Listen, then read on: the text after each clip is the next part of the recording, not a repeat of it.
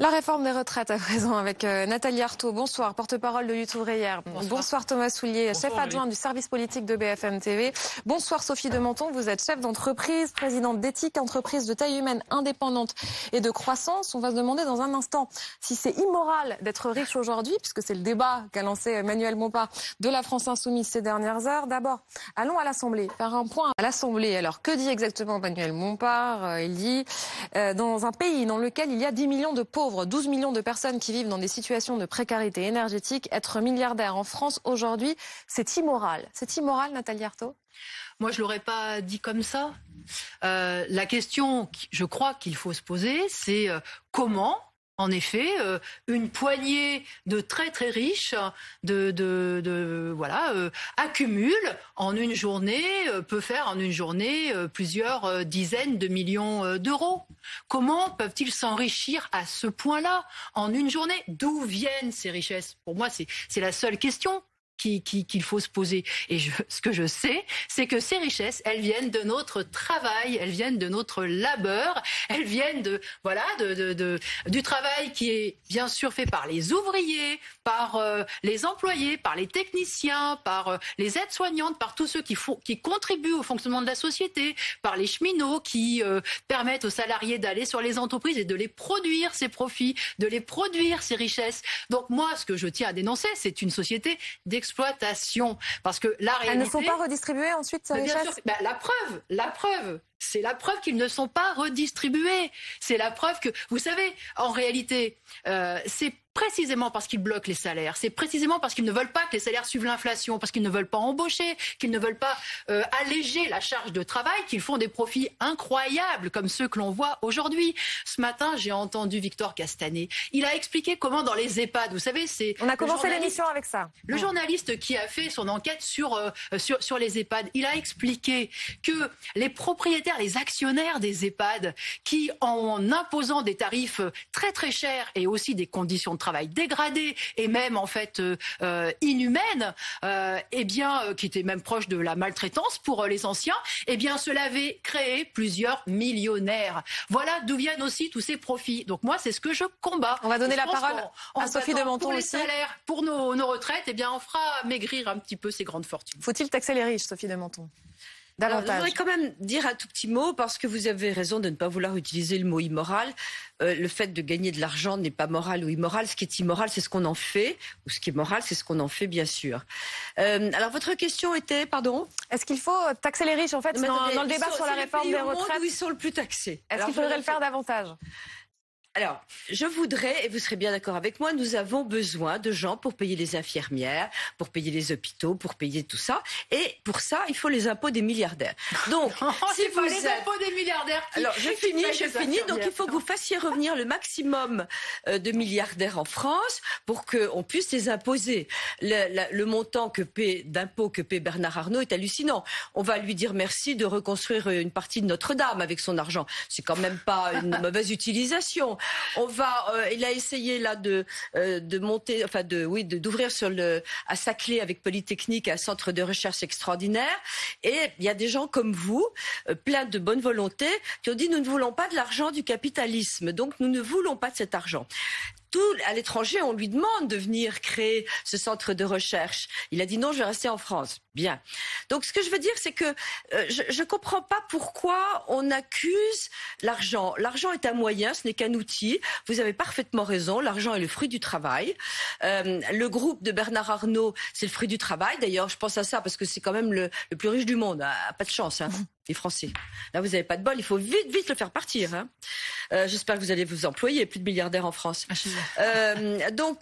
Il a créé des marques connues dans le monde entier. Ses principaux acheteurs sont des Chinois, sont des Sud-Américains, etc. Donc c'est de l'argent qui revient en France et il paie des impôts. Alors les impôts, vous avez raison, c'est très séduisant de prendre dans la poche des riches, sauf que on est le pays où on paie le plus d'impôts au monde. Donc ils vont s'en aller. Et c'est qui le on? Je veux pas qu'ils s'en aillent, moi. Parce que la question de savoir si les riches sont suffisamment imposés ou pas, je citais tout à l'heure, il y a plusieurs chiffres. Il y avait notamment les travaux de Gabriel Zucman qui dit c'est particulièrement extrême en France. Si on regarde les 370 ménages avec les revenus les plus élevés, leur taux effectif d'imposition sur leurs revenus, quand on prend en compte tous les revenus économiques, est de l'ordre de 2%. Je n'ai pas les chiffres, si vous le dites, ça doit être vrai. Ce que je peux vous dire, c'est que je ne connais pas de riches, entre guillemets, ou de gens qui aient des revenus élevés, qui soient pas en train de chercher comment payer moins d'impôts. Parce que c'est vraiment très important. Bah dites donc. Comment vous définissez le riche, Nathalie Arthaud? Non, mais attendez, tous les capitalistes, toutes les familles bourgeoises et Bernard Arnault, comme les autres. Bourgeois aussi. Bien sûr, et la grande bourgeoisie. Mais définissez le riche. Qu'est-ce que vous appelez un riche, Nathalie Arthaud? C'est quoi être riche? Là, on est en train de parler de quelqu'un qui est à la tête d'une fortune de 200 milliards. On hallucine, hein. 200 milliards, c'est plus que le produit intérieur brut que bien des ménages. Donc moi, le problème, c'est pas de définir le riche. D'ailleurs, c'est une notion relative. Mais là, on n'est même pas. C'est trop. Ils ont la puissance des États. Ce sont ils font vivre des milliers de gens. Et moi d'ailleurs, des centaines de milliers de gens. Non, alors d'abord. Justement, il vous parle. Bernard Arnault vous parle. Vous allez débattre à distance, puisqu'il dit: je constate avec un peu de surprise, encore qu'en France, il ne faut jamais être surpris, que les gens ne connaissent pas bien l'économie. Donc on se fait critiquer par des gens qui ne connaissent pas bien le sujet dont il parle. Un emploi créé chez LVMH en génère 4 chez nos fournisseurs, ce qui fait que nous entraînons 160 000 personnes qui travaillent indirectement pour LVMH. Je vous laisse répondre. Non, mais il faut arrêter avec ces histoires. Je crée des emplois.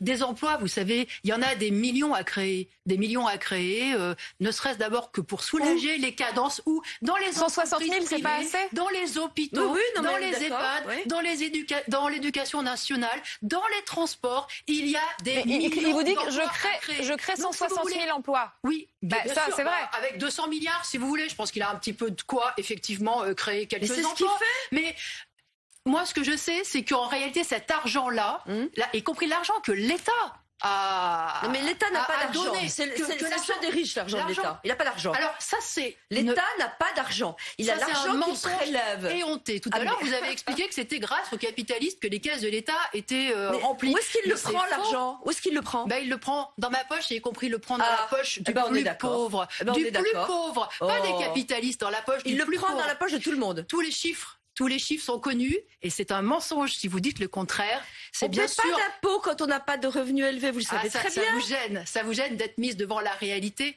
Non. Pas d'impôt, vous osez dire ça? Oui. La TVA, ça n'existe pas. La TIPP, ça n'existe pas. La TVA, il n'y a pas d'impôt sur le revenu. 40% des caisses de l'État. Alors, on ne parle pas de l'impôt principal dans ce pays. Hein, on n'en parle pas. On fait comme s'il n'existait pas. La TVA, etc. Vous allez acheter, vous allez au supermarché pour nourrir vos enfants, vous payez de la TVA. Vous allez acheter pour... Je parle de l'impôt sur le revenu. Le revenu. Ah, mais voilà, vous parlez de l'impôt qui vous intéresse, qui vous va bien. Et moi, je parle de ce qui remplit les caisses de l'État. Et ce qui remplissent les caisses de l'État, en réalité, c'est encore une fois les impôts que nous tous nous payons et ce qui pèse d'abord et avant tout sur des produits fabriqués par les entreprises. Et qui pèse d'abord sur des produits fabriqués par les entreprises. Allez, vous allez nous faire dire aussi que la TVA est payée par les entreprises. Mais quel mensonge! Bien sûr aussi. C'est incroyable. La TVA, elle est payée par le consommateur final, c'est-à-dire par le contribuable, c'est-à-dire par les ménages, par les ménages. Et effectivement, donc nous remplissons les caisses de l'État. Nous, quand on travaille, produisons toutes les richesses. Et qu'est-ce qui nous revient à nous? C'est ça le problème de cette société. Aujourd'hui, vous travaillez. Ah, le travail, c'est une belle vertu. Qu'est-ce que vous voudriez? Non, mais qu'est-ce que vous voudriez? Je vous ai laissé terminer. Pourtant, j'ai souffert. Je vous ai laissé terminer. Pas autant que moi. Hein. Vous avez dit le travail. Pas trop longtemps non plus, Nathalie Arthaud. C'est une grande. Le travail pour les salariés, ils ne payent pas le travail. Ils ne payent pas à tel point que pour être logé, pour pouvoir mettre. Vous avez raison. Vous avez raison. Il faut des chèques de l'État. Vous avez raison. On est où là? Alors, on est où là? Si vous permettez, donc le travail ne paye pas pour les salariés. C'est pas un petit problème. Et aujourd'hui, on va nous expliquer qu'il faut encore reculer sur les retraites, qu'il faut reculer sur les conditions de travail. On va pas tout mélanger. Elle va vous répondre, Nathalie Arthaud. Il faut tout mélanger. Il faut tout mélanger parce que nous, on est en train de reculer sur tout. Pas tout en même temps. En plus, vous n'êtes que deux. Je dis pas tout en même temps. Vous n'êtes que deux. Mais si vous ne parlez pas en même temps. Alors, juste un raisonnement. Bon, premièrement, vous avez parfaitement raison que l'État distribue des chèques partout. Moi, je trouve ça ahurissant. Je voudrais quand même vous dire une chose, c'est qu'en France, nous payons nos salariés plus qu'en Europe et ils ont moins dans leur poche. ils ont moins dans leur poche. C'est-à-dire que quand je paie 1 000 € à salarié, ça en coûte 2 200 à l'entreprise. Et c'est vrai. Je suis navrée que les salariés ne soient pas mieux payés. Navrée. Le coût du travail en France est hallucinant. Et c'est très dommage. Et que l'État fasse semblant de compléter les salaires avec, mais je rêve, un chèque, je ne sais même plus tellement, il y en a un chèque covoiturage, le dernier. On a un chèque boîte de chauffage, qui n'est pas le même que le chèque chauffage. Donc l'État distribue de l'argent qu'il a prélevé, à vous, parfaitement, et aux entreprises, et à tout le monde, et il le redistribue en disant, vous n'avez qu'à demander. Il y a une ministre, c'est Olivia Grégoire, qui a dit ce soir, vous n'avez qu'à demander pour compléter en matière d'énergie, etc. On a économiquement, et c'est vrai, c'est très grave, nous avons une ignorance des mécanismes économiques. Mais non, mais on veut que l'État doit tout faire, on demande tout à l'État. Ce n'est pas l'État qui génère ni des emplois, ni en tout cas de quoi les payer. Et ça, il faut, voilà, maintenant... Ceux qui ont le plus demandé à l'État ces dernières années, c'est le grand patronat. C'est le grand patronat qui a demandé le plus, et y compris là, le gouvernement. Alors, au moment du Covid, alors là, il a ouvert les caisses, y compris pour les grosses entreprises qui avaient absolument aucun besoin d'être aidées avec le chômage partiel, qui auraient pu tout à fait l'assumer. Il a ouvert les caisses ensuite avec son plan de relance. Avec quel argent, son plan de relance, avec quel argent milliards. Le même qu'il a pris aux grandes entreprises. Je ne vous ai pas interrompu. Pardon. Donc le gouvernement, oui, il ouvre les caisses en grand pour les mêmes. Et c'est d'ailleurs la raison pour laquelle ces grandes fortunes, elles ont flambé. C'est-à-dire qu'elles flambent à la fois du fait de l'exploitation, du fait qu'ils veulent pas augmenter les salaires, qu'ils intensifient le travail partout et qu'ils rognent sur tout. Et puis, ces grandes fortunes, elles grossissent aussi du fait de toutes les aides de l'État. Donc, à un moment donné, il faut justement que les travailleurs réalisent vos aides de l'État, que ce sont eux qui les produisent, les richesses. Et que c'est inadmissible de voir les uns s'augmenter de 54%, de voir les dividendes, 13 milliards les dividendes qui vont être versés par Total Énergie à leurs actionnaires. C'est inadmissible de voir ça, alors que les mêmes, ces messieurs expliquent que le coût du travail est trop élevé, que quand même les cotisations sont trop importantes, que quand même on travaille pas assez, etc. C'est inadmissible. Sur les dividendes, Sophie de Menton, et ensuite Thomas Soulier, je vous oublie pas, vous êtes bien patient. Non, je vous préviens, après la réponse de Sophie de Menton, ce sera à vous, Thomas. Alors, je voulais juste dire de façon basique, sans aucun jugement de valeur, que en bourse, il y a la bourse, il y a des actions, et que quand on investit de l'argent dans une action, et il y a des gens qui ont très peu de revenus et qui mettent un peu d'argent en bourse sans économie, il y a la rémunération de ce risque et de ce placement qui s'appelle le dividende. Le dividende, voilà, et c'est versé aux actionnaires. Que font les actionnaires des dividendes? Ils les fument pas en cigare, donc ils les replacent, ils les placent, ils investissent. L'argent de la bourse est réinvesti dans des entreprises. On a besoin pour développer les entreprises de capital. Et vous avez parlé de dividendes et j'étais moi-même très choquée parce que le gouvernement a un jour balancé qu'il fallait que les entreprises, y compris les PME, versent des dividendes. Mais c'est une ignorance incroyable de ce qu'est un dividende. Qu'on verse un intéressement, qu'on verse des primes, qu'on verse, qu'on associe la participation, qu'on associe des salariés. D'accord. Mais le dividende, c'est quelque chose de très précis. C'est ce que rapporte une action en bourse et c'est ce qui fait marcher l'économie. C'est vrai que ce débat est relancé parce qu'on est en plein dans le débat sur la réforme des retraites, sur la question de la juste répartition des richesses. Passionné, il purifie l'horaire depuis des décennies, et bien ça continue encore en 2023. On est riche à partir de combien à partir de combien? Je vais vous poser la question à chacune parce que vous disiez c'est relatif, c'était une pirouette ça, Nathalie Arthaud. Non mais attendez, on va pas mélanger si vous voulez les torchons et les serviettes. Pourquoi vous voulez pas répondre? Parce que moi je parlerai pas de 4 000 €. Pour moi le problème c'est même pas tellement 4 000, 5 000 ou 6 000. Le problème, c'est le pouvoir que cela donne sur la société. Le pouvoir, justement, de décider si j'investis, dans quel domaine j'investis. Est-ce que j'embauche? Est-ce que je développe ce secteur? C'est le pouvoir économique. Ça, c'est le patron, alors le pouvoir du patron. Et ça veut dire qu'il faut avoir ramassé un bon tas de capitaux. Moi, mon problème, c'est pas seulement... être entrepreneur, être riche, c'est quoi? C'est un bon... Pardon? C'est quoi être riche? C'est être chef d'entreprise? Justement, moi, je me pose pas la question comme ça. Ce que je sais, c'est qu'aujourd'hui, il y en a qui servent de leurs capitaux pour récupérer une masse d'argent pour aussi dicter leur pouvoir sur toute la société, pour spéculer, beaucoup pour spéculer. Tout à l'heure, vous avez dit ils investissent. Vous savez, moi, ce que je pense, c'est que les premiers investisseurs dans les entreprises, ce sont les salariés.